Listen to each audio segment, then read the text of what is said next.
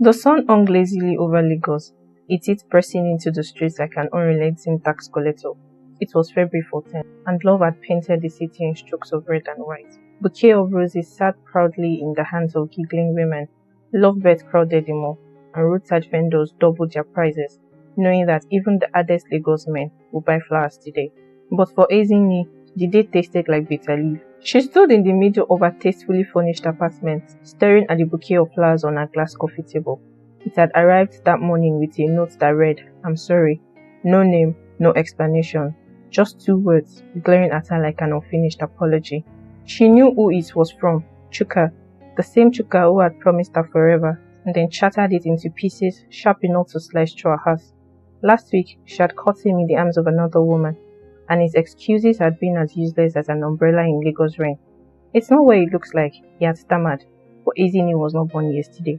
Their relationship had once been the envy of many. They had met at a tech conference 2 years ago. She, an ambitious product designer. He, a charismatic software designer with dreams as big as his ego. They bonded over jollof rice debates and shared aspirations of building their own startup someday. Chuka had been the kind of man who made love feel like an adventure, always full of grand gestures, surprise getaways, handwritten notes tucked in all places, long walks by the beach discussing everything and nothing. But love, as she had come to learn, was not just built on sweet words and grand gestures. It needed consistency, honesty, and trust, things that slowly eroded in their relationship. The late night meetings that stretched into mornings, the unanswered texts, the scent of foreign perfumes on his shirt. She had ignored the signs, convincing herself that love required patience, until last week when patience had become foolishness. The truth was, Chuka had been slipping away from her long before she caught him red-handed. The distance had begun with subtle shifts, less time together, conversations that felt hollow, moments when he seemed present but absent in spirit. She had asked, probed, even fought, but his responses were always vague. He was just tired, just busy.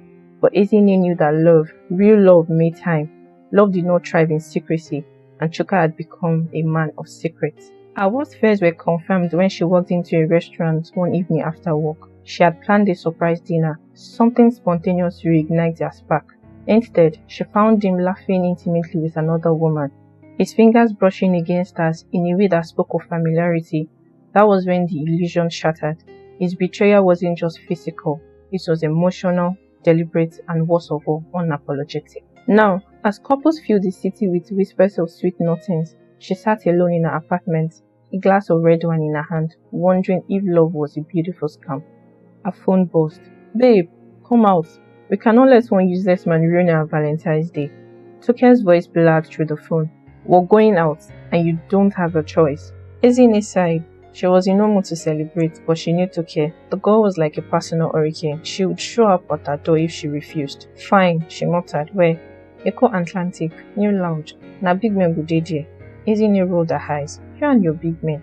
"My dear, have you seen the price of a bag of rice recently? I can't date a man who is also hustling for his next meal. Anyway, wear that old dress, that one that hugs you like fire." Ezinne chuckled despite herself. "See you in 30 minutes. Toke had always been Ezinne's anchor, the one person who never let her drown in sorrow.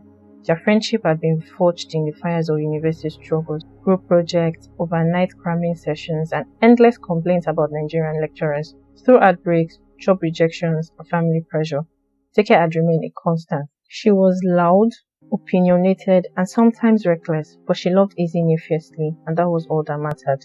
By the time they arrived at the lounge, the night was in full bloom. The place pulsed with life. Soft jazz mingled with the sound of laughter. Perfume and expensive cologne clashed in the air, and waiters glided between tables like shadows, carrying trays of cocktails with names longer than a Yoruba man's greeting. Ezinne had barely sat down when a man approached. He was tall, dark, and reeked of old money.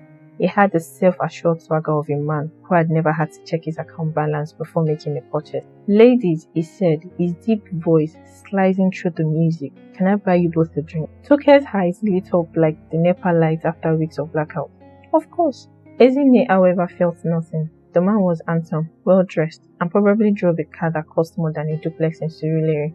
But her heart was tired. it had given too much to the wrong person. Still, she let the night carry her. She sipped expensive wine, laughed at jokes she barely heard, and let herself pretend for a moment that she wasn't nursing a heartbreak.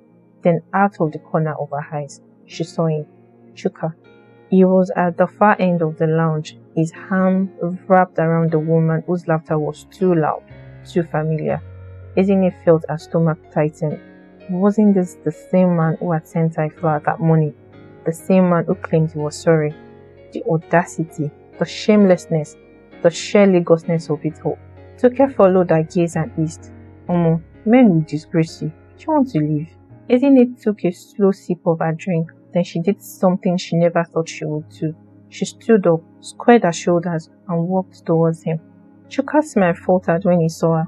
The woman beside him, she recognized her now, was the same one from last week. Ezinne tilted her head, letting the silence stretch between them like an unspoken wall.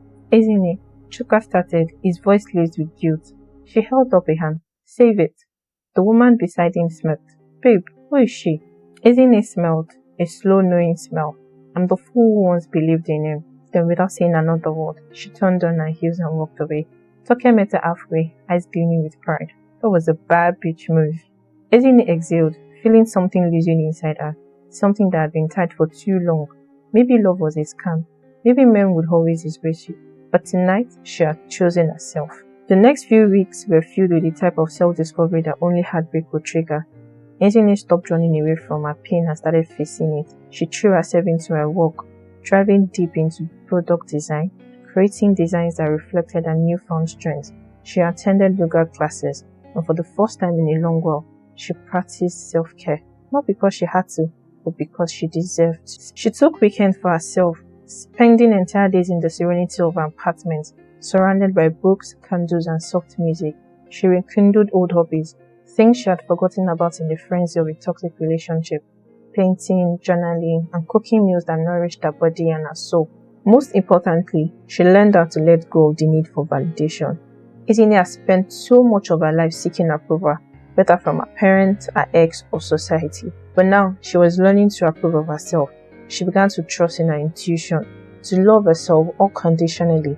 She was no longer the woman who would endure heartbreak for the sake of love.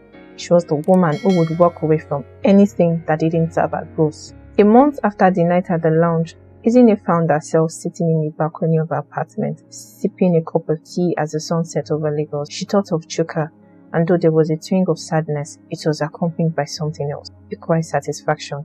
She felt whole, and this time she would never lose herself to anyone, not until they are deserving of her.